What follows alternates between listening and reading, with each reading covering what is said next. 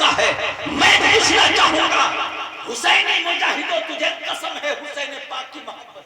سبحان اللہ. میں پوچھنا چاہتا ہوں مصطفیٰ پتھر کو ایک مرتبہ چومے تو پتھر ہماری نجات کا ذریعہ بن جائے.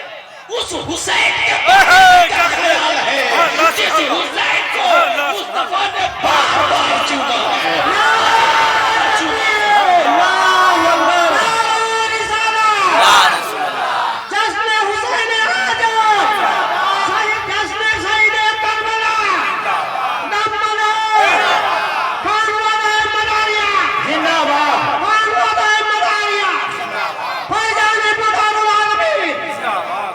سبحان اللہ سبحان اللہ. کیا کہنے باری کی بات بتاؤ کہ جس کو نبی نے بار بار چوما ہو, سبحان اللہ. ہزار بار چوما ہو, ہر بار چوما ہو, اگر وہ حسین ہماری شفاعت کا ذریعہ بن جائے تو اس میں کیا تعجب کی بات ہے. کیا کہنے حق ہے. اس میں کیا تعجب کی بات ہے. ہم حسین سے محبت کرتے ہیں, انشاءاللہ ہمارا حشر حسین کے ساتھ ہوگا.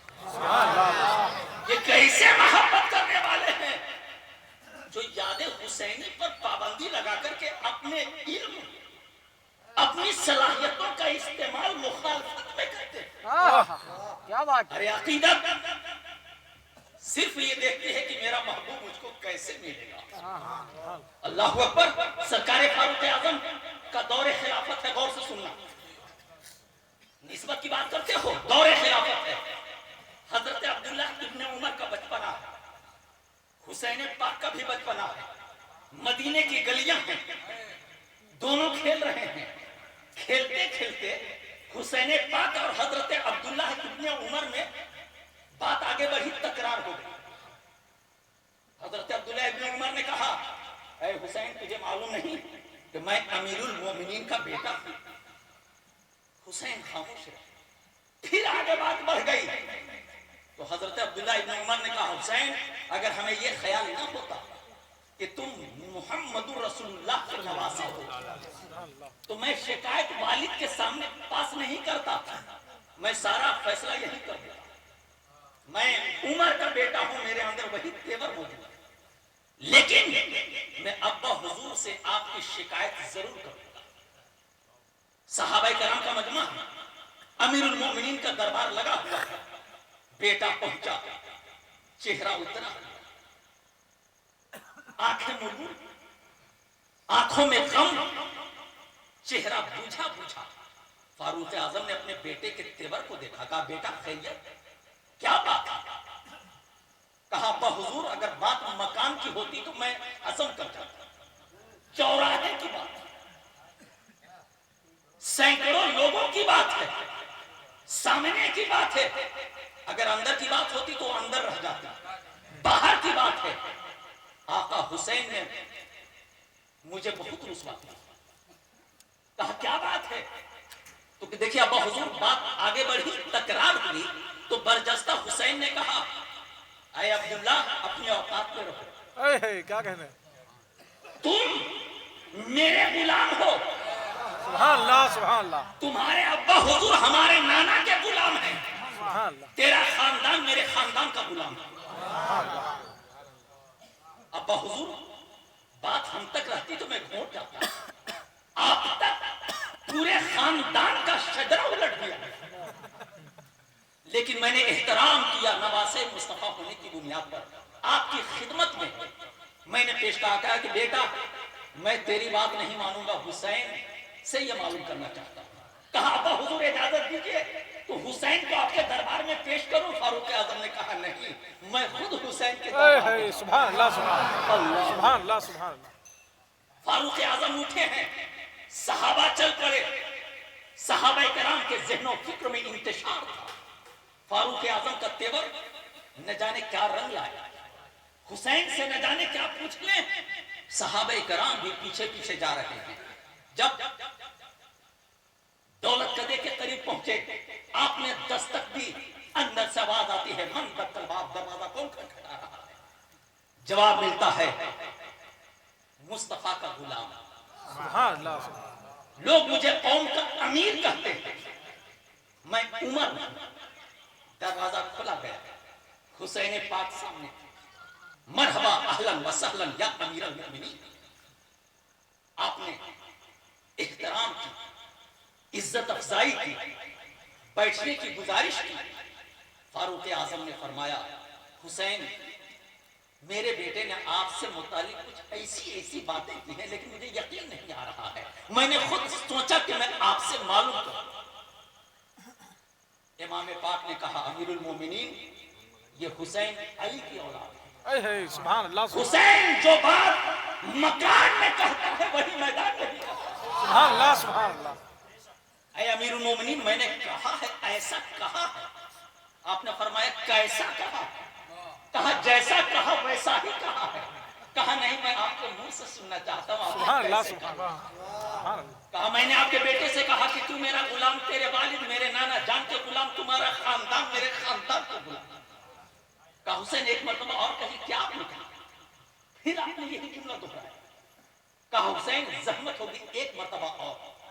سبحان اللہ سبحان اللہ. صحابہ کرام پریشان کہ مجرم بظاہر مجرم خود اقبال بہانہ کر دیا جاتا, ہو سکتا تھا معاملہ رفع دفع ہو جائے, لیکن حسین ایک بار دو بار تین مرتبہ اقرار کر رہے ہیں میں نے ایسا کہا. کہا حسین ایک مرتبہ اور کہا. امام علی مقام کہتے ہیں آپ کا بیٹا میرا غلام, آپ میرے نانا جان کے غلام, آپ کا خاندان میرے خاندان کا غلام. کہا حسین جو آپ نے کہا ہے کیا آپ لکھ کے بھی دے سکتے ہیں؟ حسین پاک نے کہا قلم لایا جائے, کاغذ لایا جائے. حکم دیا کہ لکھو میری جملے. جملے لکھے گئے. حسین پاک نے اس کی تصدیق کر دی. سبحان اللہ. سبحان اللہ. صحابہ کرام پریشان کہ اب تو تحریری ثبوت آ چکا ہے, نہ جانے کیا حکم ہوگا. تاریخ بتلاتی ہے امیر المومنین نے وہ کاغذ کا ٹکڑا اپنے پاس لیا اور صحابہ کرام سے خطاب کیا اے صحابہ, اے نبی کے دیوانوں, تیرا امیر تم سے کچھ وصیت کرنا چاہتا ہے. کہا سرکار کیا وصیت ہے؟ تو آپ نے فرمایا جب عمر کا انتقال ہو جائے, جب مجھے کفن میں لپیٹ دینا, جب قبر میں اتارنا تو کاغذ کا یہ ٹکڑا میرے سینے پہ دینا. کاغذ کا یہ ٹکڑا اللہ اکبر یا رسول اللہ زندہ باد. کہا سرکار بات کیا ہے؟ کہا تجھے پتہ نہیں جب کوئی قبر میں جاتا ہے تو نکیرین آتے ہیں, پوچھتے ہیں من ربوں کا, ماں دینوں کا, ماں تقول فی شان حاضر رجل. تو میں فرشتوں سے خود سوال کروں گا فرشتے بتا جس کے پاس حسین کی غلامی کی سند موجود ہے کیا وہ کسی اور کو ماننے والا ہوگا؟ ہمارے پاس خدا عبادت نہیں ہے, ریاضت نہیں ہے, ریاست نہیں ہے. اگر کچھ ہے تو حسین کی نسبت لے کر کے آیا ہوں, حسین کی محبت لے کر آیا ہوں, حسین کی عدالت. رسول اللہ سید الشہداء زندہ باد.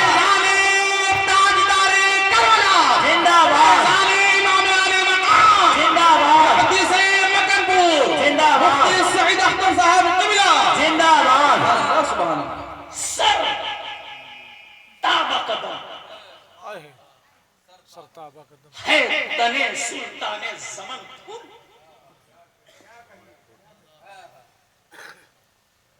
ایک جز نہیں, ایک حصہ نہیں, ایک عزم نہیں. سر تابہ قدم, سر تابہ قدم ہے تنے سلطان زمن پھول.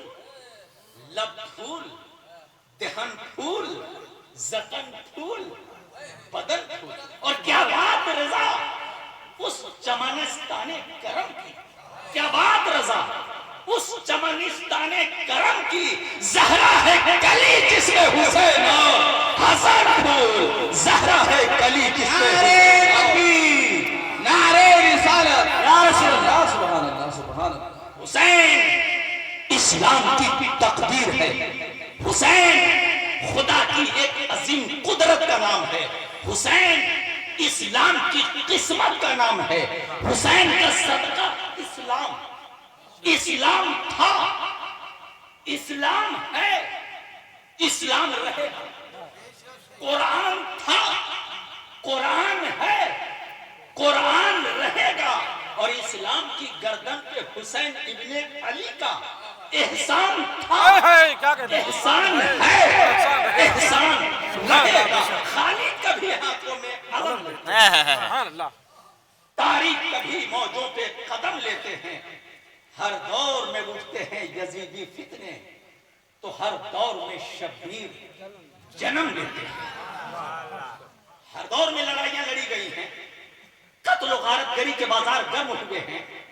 انسان کی تاریخ کا اگر مطالعہ کیجئے تو اس دنیا میں لڑائی کی تاریخ اتنا ہی پرانی ہے جتنا خود حضرت انسان پرانا ہے۔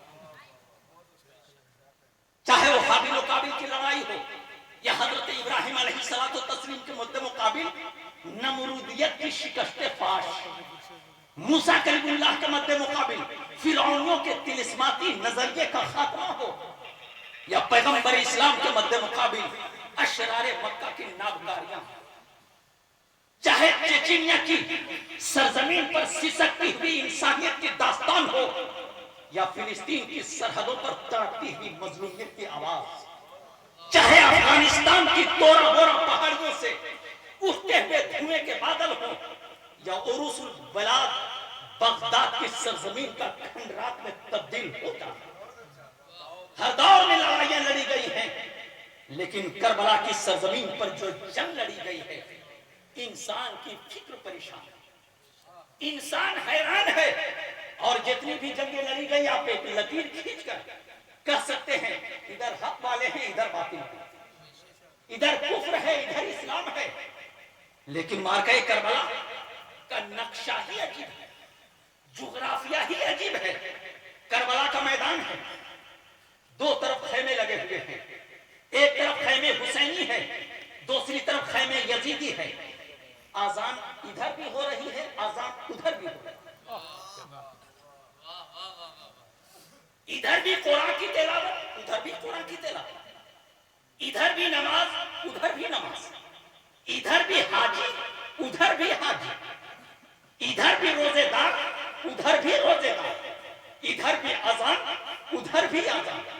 اب انسان حیران و پریشان، پروردگار عالم قرآن دونوں طرف، تلاوت دونوں طرف، سجدے دونوں طرف، تلاوت دونوں طرف، نماز دونوں طرف، زہد و تقوی بظاہر دونوں طرف۔ اے خدا، جب قرآن دونوں طرف، اذان دونوں طرف، نماز دونوں طرف، تو آخر تو کس کی طرف؟ کیا کہتے ہیں؟ سبحان اللہ، قرآن کے پڑھنے والوں، صرف تلاوت قرآن کو اگر تم سچائیوں کی علامت قرار دیتے ہو تو بتاؤ کربلا کی سرزمین پر سچا کون ہے، جھوٹا کون ہے؟ صرف نماز کو سچائیوں کی علامت اگر قرار دیتے ہو تو بتاؤ کربلا کی سرزمین پر کس جماعت کو تم حق پر کہو گے، کسے ناحق کہو گے؟ تلاوت دونوں طرف، نماز دونوں طرف، قرآن دونوں طرف، اذان دونوں طرف، حاجی دونوں طرف، نمازی دونوں طرف۔ اے خدا، تو کس کی طرف؟ تو جس کی طرف حق اس کی طرف، بے شک، سچائی اس کی طرف، آواز ملے گی سعید اختر۔ میں نے اپنے بندوں کو حکم دیا ہے مصیبتیں گھیر لے تو اس تعینو، توجہ چاہوں گا، مصیبتیں آئیں تو اس تعینو بالصبر والصلاۃ، صبر اور نماز سے مدد طلب کرو۔ لیکن جہاں تک میری معیت کی بات ہے، کسی کے ساتھ رہنے کی بات ہے، تو میں نے قرآن میں کہیں نہیں کہا ان اللہ مع المصلین، توجہ چاہوں گا، قرآن میں کہیں رب نے نہیں فرمایا ان اللہ مع المصلین۔ خدا نماز پڑھنے والوں کے ساتھ ہے، خدا قرآن پڑھنے والوں کے ساتھ ہے، خدا تلاوت کرنے والوں کے ساتھ ہے۔ جب خدا نے اپنی شان کے مطابق معیت کا اظہار کیا تو فرمایا ان اللہ مع الصابرین، خدا صبر کرنے والوں کے ساتھ ہے۔ اب دیکھو کربلا کی سرزمین پر کسی کا بیٹا کاٹا جا رہا ہے، کون باپ صبر کر رہا ہے؟ خدا اس کے ساتھ۔ کس کی بہن کے رخسار پر تماچے مارے جا رہے ہیں، کون بھائی صبر کر رہا ہے؟ خدا اس کے ساتھ ہے. کس کے بھانجوں کی لاش کو گھوڑوں کی ٹاپوں سے روندا جا رہا ہے؟ کون ماموں صبر کر رہا ہے؟ خدا اس کے ساتھ ہے. کربلا کی تاریخ کا جب مطالعہ کرو گے تو تنہا حسین کی ذات ملے گی، جو کبھی باپ کی شکل میں، کبھی ماموں کی شکل میں، کبھی چچا کی شکل میں، کبھی بھائی کی شکل میں تنہا حسین ہے. مختلف رنگ، مختلف شکل و صورت اختیار کر کے ہر بار قتل ہوتا ہوا نظر آ رہا ہے، ہر بار جگر کا ٹکڑا ہوتا ہوا نظر آ رہا ہے. حسین، ہم تیرے صبر کو سلام کرتے ہیں، ہم تیری عظمت کو سلام کرتے ہیں، ہم تیری ہمت کو سلام کرتے ہیں. اسلام کے خاطر تم نے جان دے کر کے اسلام کے سہاگ کی حفاظت کر لی ہے، اور خدا کی قسم آج اسلام زندہ ہے تو شہیدان وفا کے لہو کا صدقہ. بے شک بے شک. نعرے تکبیر. ہندوستان میں یہ اسلام مسند نشینوں کا صدقہ نہیں، کربلا کے خاک نشینوں کا صدقہ. بے شک. اس لیے میں کہنا چاہوں گا ملت کے زندہ دل مجاہدوں، حسین کی یاد کو ہر دور میں منایا گیا ہے. مناؤ. حسین کی یاد ہماری فکر کی طہارت ہے، ہمارے قلب کی طہارت ہے، ہمارے ضمیر کی طہارت ہے، ہمارے عقیدے کی طہارت ہے. لیکن شریعت کا دامن اپنے ہاتھوں سے کبھی نہ چھوڑو. حسین نے بوقت شہادت جو کردار دنیا کے سامنے پیش کیا ہے وہ تمہارے لیے مشعل راہ ہے. کچھ بھی ہو جائے سجدے کو ضائع نہ ہونے دینا، کچھ بھی ہو جائے شریعت کو اپنے ہاتھوں سے نہ جانے دینا. اور یاد رکھو گے صبح قیامت تک کردار حسینی ہر دور میں کسی نہ کسی نام سے جلوہ گر ہوگا اور اسلام کی حفاظت کرتا ہوا نظر آئے گا. خالد کبھی ہاتھوں میں علم لیتے ہیں، طارق کبھی موجوں پہ قدم لیتے ہیں.